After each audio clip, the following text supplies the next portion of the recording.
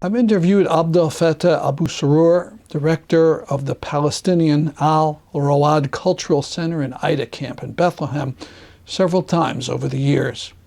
A few days ago, we received from him this very sad news and eulogy via Facebook. He wrote, "Our cousin Ahmad Ibrahim Abu Srour lost his son, Srour, 21 years old, a student, today after he was shot in the heart by a Zionist sniper and died immediately. Ahmad was imprisoned by Zionist occupation in 1968 and was liberated in 1985 as a result of a prisoner exchange. During all the years of his imprisonment, he refused any liberation outside of Palestine.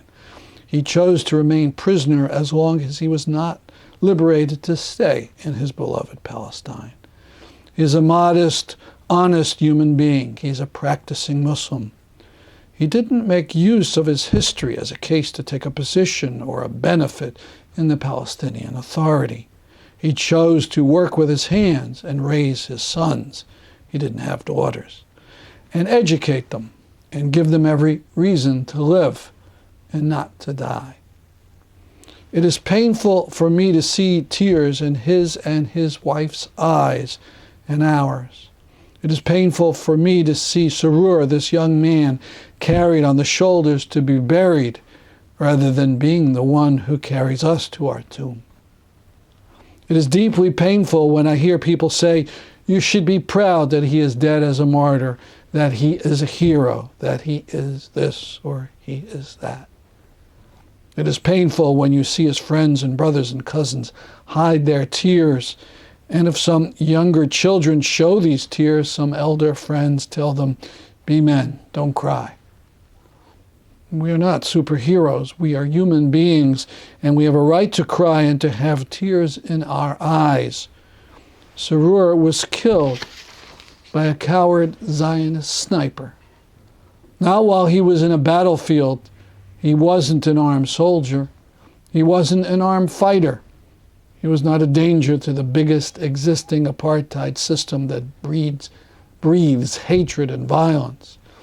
He was a university student returning from his university after he finished registration for his second semester. He wasn't planning to die. Srour was a student, one of the youngest, the fourth of 5 sons, and the tears of his parents and brothers burned their hearts. If it eases the hearts that he was killed unjustly, that he is a martyr, that he loved this country, it doesn't make it simpler for any parents in the world to lose their beloved child and to bury him. May his soul find the freedom and peace he was deprived from when he was alive. May his parents find the peace and patience with such great loss. May all of the families of these youth and children killed by direct executions by a system of bandits who based its whole existence on terror and blackmailing and intimidation find peace, patience, and wisdom. Despite all this terror, racism, hatred, and injustice forced on all Palestinians, we master the art of life, dignity, love, and humanity. We will not take refuge or hide in a shelter of hatred and revenge." That was the post of Abedel Fattah Abu-Srour.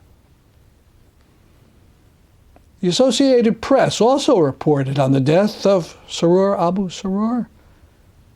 They mentioned his name in the last line of a piece about near daily attacks on Israelis.